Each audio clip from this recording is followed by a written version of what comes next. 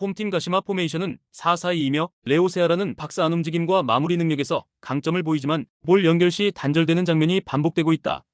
마츠무라는 중원에서 템포를 조율하고 있으나 상대의 중원 압박이 강해질 경우 전개 속도가 더뎌지는 문제가 있다.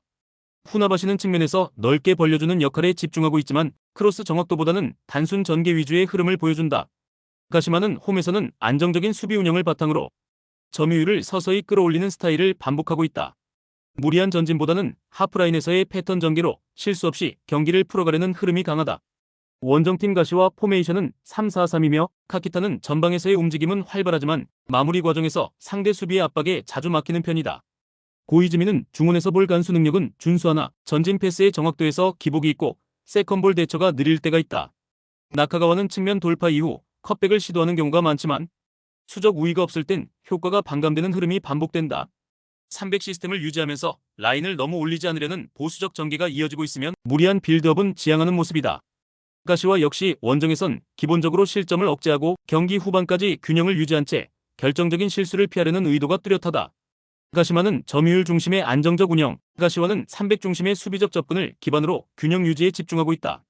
전술 완성도보다 실수 억제와 라인 간 거리 유지의 전략에 초점이 맞춰지고 있는 흐름이다. 공격보다 실점 방지, 돌파보다 대기. 이 흐름이라면 무승부는 충분히 성립 가능한 결과다.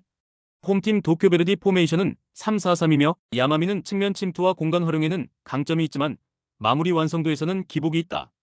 히라카와는 중원에서 전방 투입을 주도하나 강한 압박을 받으면 패스 선택지가 줄어들며 전개가 끊기는 장면이 많다. 모리타는 좌우 밸런스를 조율하며 빌드업을 지원하지만 공격 템포를 끌어올리는 데는 한계가 드러난다. 팀 전술 자체가 점유율 중심으로 설계되어 있지만 상대가 강한 압박을 시도할 경우 전환 템포가 현저히 느려지는 단점이 있다. 최근에는 후반 실점률이 높아지는 흐름이 반복되고 있으며 수비와 공격 간 간격이 벌어지면서 전개 효율도 떨어지고 있다. 원정팀 마치다 포메이션은 3-4-3이며 후지오는 전방에서 강한 침투와 빠른 슈팅 전환으로 결정적인 찬스를 만들어내고 있다.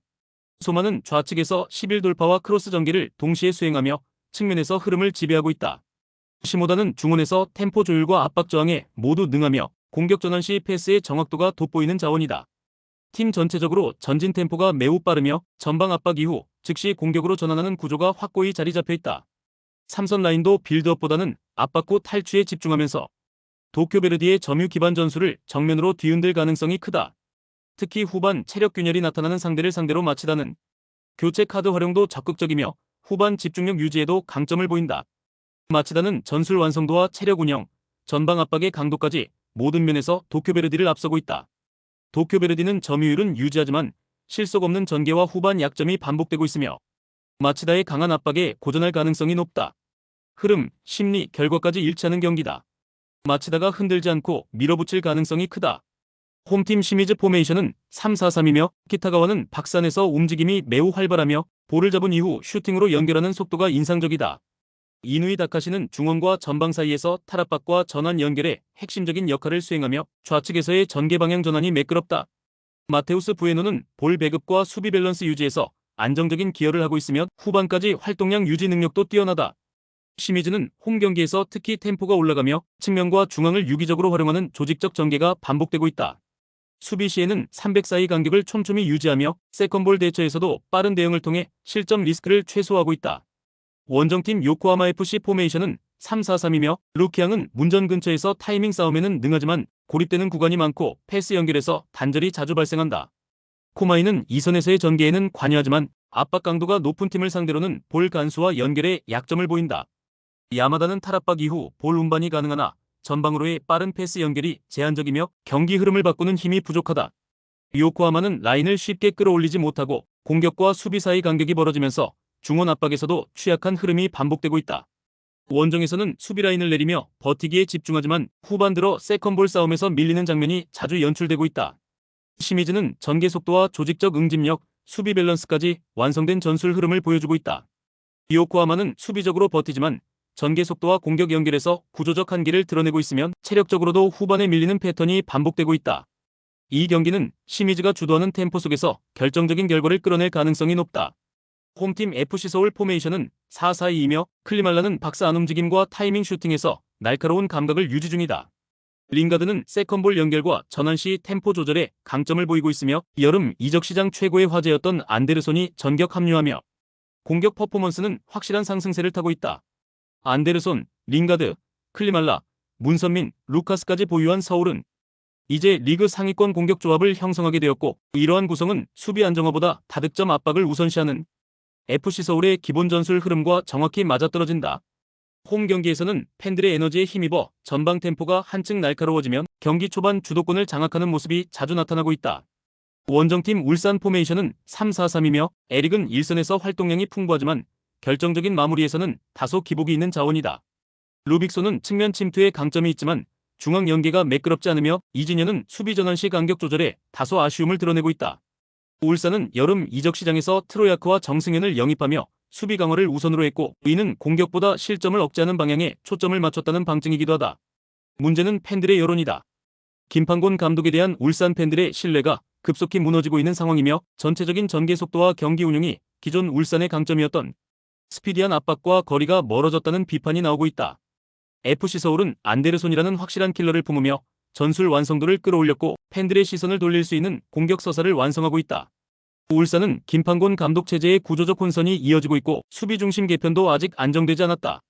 분위기, 흐름, 전개 다양성까지 고려했을 때 이번 경기는 서울이 오랜 울산전 무승을 끊어낼 결정적 기회가 될 수 있다.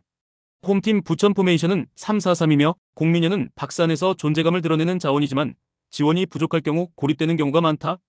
갈레고는 빠른 드리블 돌파가 장점이지만 전개 방향 선택에서 오차가 발생하는 장면이 반복되고 있으며 카즈는 미드필더 자원으로 활동량은 뛰어나나 혼자서 중원을 감당하기엔 버겁다. 특히 박현빈과 카즈단 두 명이 중앙 미드필더를 맡고 있어 중원에서의 수적 열세가 뚜렷하고 볼 소유권 다툼에서도 밀리는 장면이 많다. 수비 라인 앞에서 커버할 수 있는 인원이 부족한 탓에 전체적인 압박 효율과 볼 회수가 낮아지는 흐름이 지속되고 있다. 원정팀 충남 아산 포메이션은 4-2-3-1이며 김종석은 전방에서 침투 타이밍과 연계 능력이 균형 있게 갖춰진 자원이다.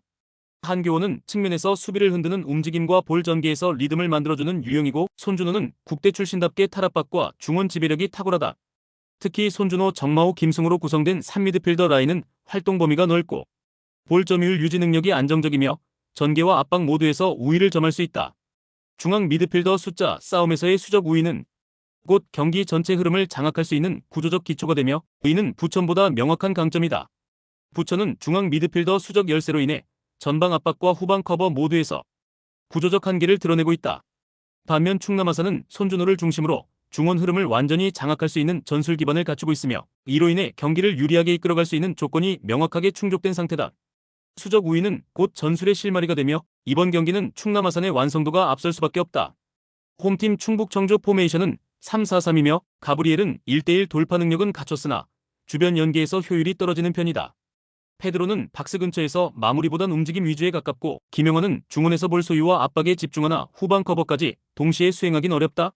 최근 김길식 감독이 새롭게 부임했으나 아직 선수단 전반에 전술이 제대로 녹아들지 못한 상황이다. 세부적인 전술 흐름이 정돈되지 않아 빌드업과 압박 간의 연결이 느슨하고 경기 템포를 쥐는데 어려움을 겪고 있다. 원정팀 천안 포메이션은 3-4-3이며 툰까라는 박산에서 확실한 골 결정력을 보이는 스트라이커로 기회만 오면 골문을 위협한다.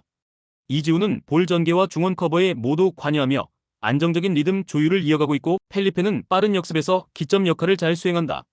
천안은 전체적으로 불필요한 모험 없이 툰까라의 마무리 능력을 중심으로 안실리 축구를 기반으로 운영되고 있다. 기존 멤버 간 호흡도 탄탄하고 수비 간 간격 유지나 압박 전환 등 조직적인 틀에서 완성도가 안정적이다. 충북 청주는 김길식 감독 체제 아래 아직 전술 정비와 조직력 정착이 미완성된 상황이다. 반면 천안은 툰까라의 결정력을 중심으로 확실한 패턴과 안정적인 흐름을 이어가고 있다. 이번 경기는 실리 전술의 완성도 차이가 곧 결과로 이어질 가능성이 높은 흐름이다. 홈팀 경남 포메이션은 4-3-3이며 달레이는 중원에서 볼 배급을 담당하지만 전진 전개에 있어 연결이 매끄럽지 않다. 무르노 코스타는 드리블 돌파를 자주 시도하지만 공간 활용과 타이밍 조절에서 흔들리는 장면이 많다. 이찬동은 수비형 미드필더로서 존재감은 있으나 빠른 역습 상황에서는 뒷공간을 커버하는 속도가 부족하다. 무엇보다 이율용 감독은 이번 시즌 내내 전술적인 방향성의 혼란을 드러내고 있으면 경기 도중에도 선수들에게 감정적인 지시만 반복될 뿐 뾰족한 해결책을 보여주지 못하고 있다. 원정팀 인천 포메이션은 4-4-2이며 무고사는 결정력 하나만큼은 리그 최고 수준이며 박스 안에서의 위치 선정이 날카롭다. 바로우는 빠른 발과 넓은 활동 반경으로 상대 진영을 넓게 흔들며 좌우 측면에서의 역습 기점 역할을 반복적으로 수행하고 있다. 이명주는 중원에서 볼 점유와 탈압박을 매끄럽게 해내며 팀 전체의 밸런스를 안정적으로 잡아주는 중심축이다. 윤정환 감독은 4-4-2 기반 두 줄 수비를 통한 실리적인 운영과 빠르고 정교한 측면 역습 패턴을 통해 확실한 득점 루트를 마련하고 있다. 무고사의 순도 높은 마무리를 최대한 활용하는 전술은 현재 K리그의 무대에서 가장 효율적인 형태로 작동 중이며 인천은 이 흐름을 기반으로 리그 1위를 질주하고 있다. 경남은 이율용 감독 체제 아래 전술적인 확장성과 전개 흐름 모두에서 한계를 드러내고 있다. 반면 인천은 윤정환 감독의 명확한 운영 철학과 두 줄 수비 역습 구조를 완벽히 체화하며 높은 효율의 경기력을 유지하고 있다. 결국 이 경기는 팀보다 감독이 결정하는 매치업이며 인천이 주도권을 빼앗기지 않고 흐름을 끝까지 끌고 갈 가능성이 매우 높다.